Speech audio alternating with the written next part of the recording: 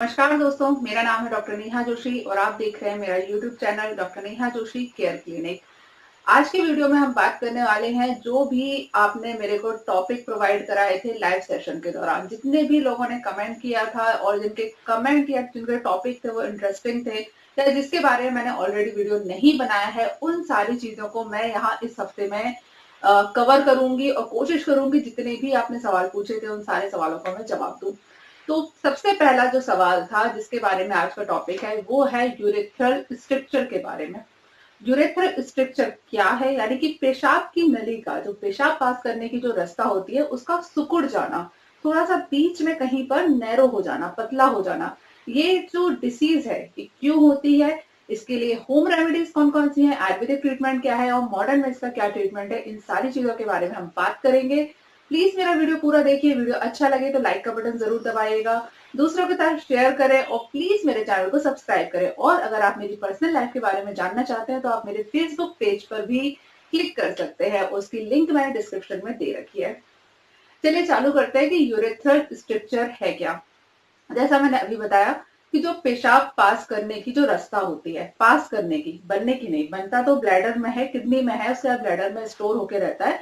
उसके बाद जब एक प्रॉपर एक अमाउंट बन जाता है, मतलब जितना यूरिन पास करना चाहिए उतना अमाउंट जब इकट्ठा हो जाता है तो इंसान को अर्ज होती है, पेशाब पास करने की इच्छा होती है और जिस रास्ते के थ्रू वो पेशाब बाहर पास होती है उसको यूरेथ्रा कहा जाता है।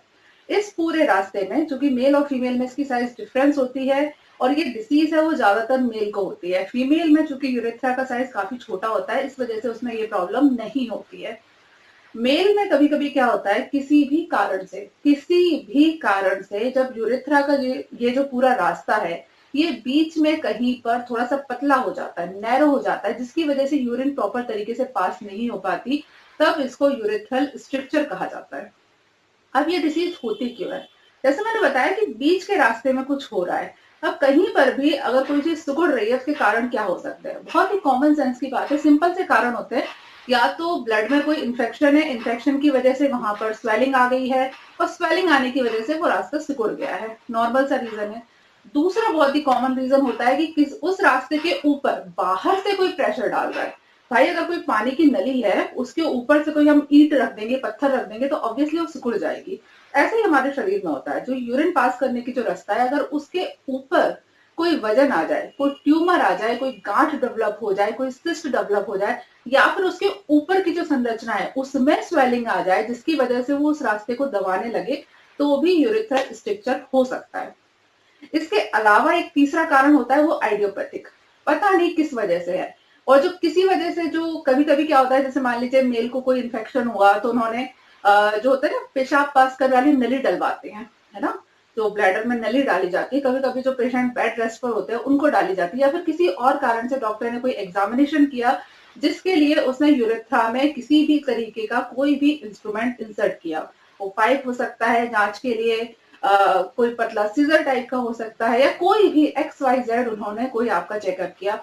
उस दौरान यूरेथ्रा के किसी भाग में चोट लग जाती है, चोट लगने वाली जगह पर ऑटोमेटिकली स्वेलिंग आ जाती है, तो उसकी वजह से भी यूरेथ्रल स्ट्रक्चर डेवलप हो सकता है। ये दोनों प्रकार का हो सकता है। यूरेथ्रल स्ट्रक्चर कभी कभी तुरंत हो जाता है, मतलब पेशेंट बिल्कुल हंसता खेलता नॉर्मल था और दिन भर ऑफिस गए, शाम को अचानक से यूरिन में बहुत पेन हो रहा है, जलन हो रही है और यूरिन पास ही नहीं हो रही है, डायग्नोज कराते हैं, डॉक्टर के पास जाते हैं, पता चलता है यूरेथ्रल स्ट्रक्चर है। ऐसा हो सकता है। कभी कभी ये क्रोनिक भी होता है, काफी लंबे समय से पेशेंट परेशान रहते हैं कि भाई यार यूरिन उतरती क्यों नहीं है ढंग से, क्या दिक्कत है, क्या प्रॉब्लम है, तो फिर डॉक्टर के पास डायग्नोज कराते हैं तो पता चलता है कि यूरेथ्रल स्ट्रक्चर है। ऐसा भी हो सकता है।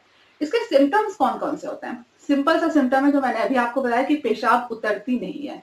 एक ही प्रॉब्लम आती है, क्योंकि अगर आप कभी आपने देखा है जब हम गार्डन में पानी देते हैं पाइप से, अगर आप बीच में कोई चीज दबा दोगे, पाइप को मोड़ दोगे, तो आगे पानी जाएगा ही नहीं, भले ही ऊपर से कितना भी प्रेशर हो।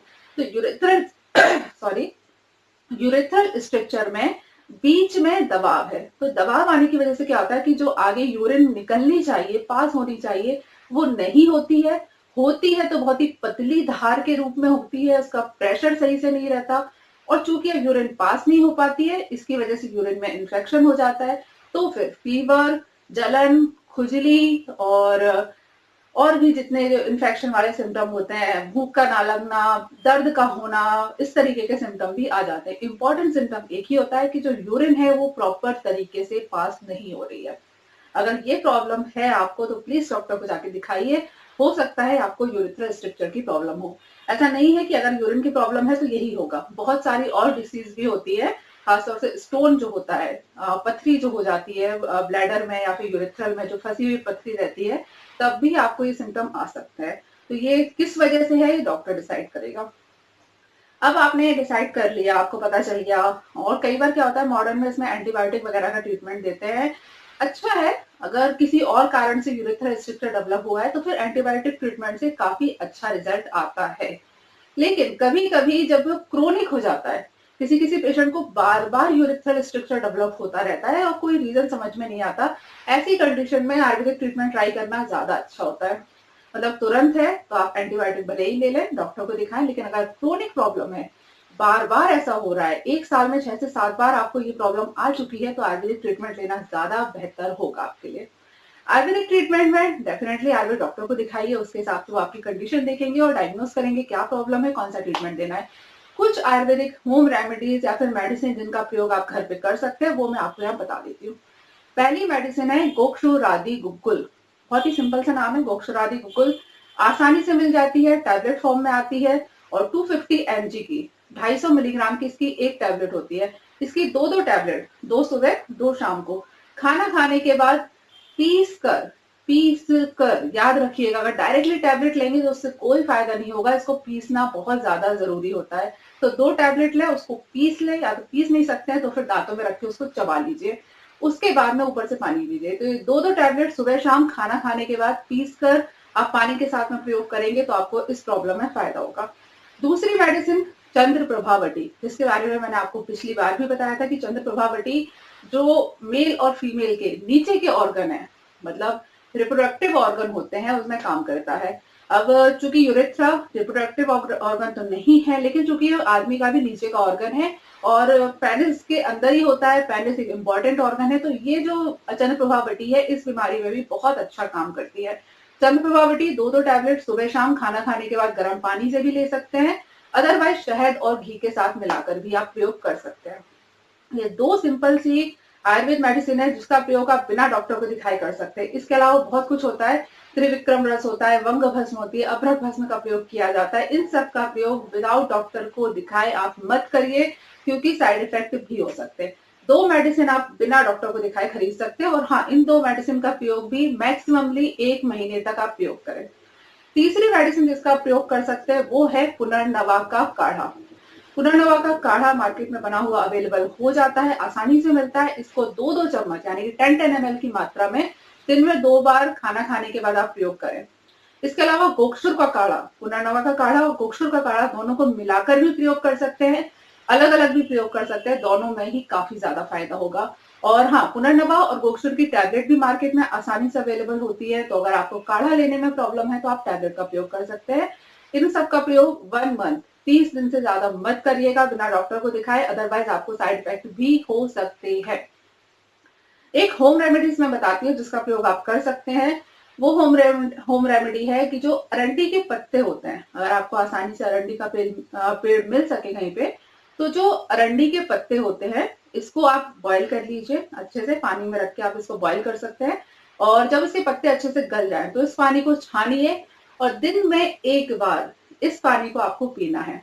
इसका प्रयोग आप मैक्सिममली 7 दिन तक लगातार करें तो आपको यूरिथ्रा से रिलेटेड, पेशाब की नली से रिलेटेड कितनी भी प्रॉब्लम हो, चाहे वो स्ट्रिक्चर हो या यूरेथ्राइटिस हो या फिर कोई और प्रॉब्लम हो, उसमें आपको फायदा होगा।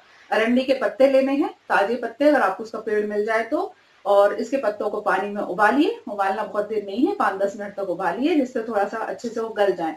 उसके बाद छान करके ठंडा करके दिन में 1 बार आपको पीना है। कभी भी पी सकते हैं, जैसा आपको सूट लगे, सुबह अच्छा लगे तो सुबह लीजिए, शाम को अच्छा लगे तो शाम को लीजिए।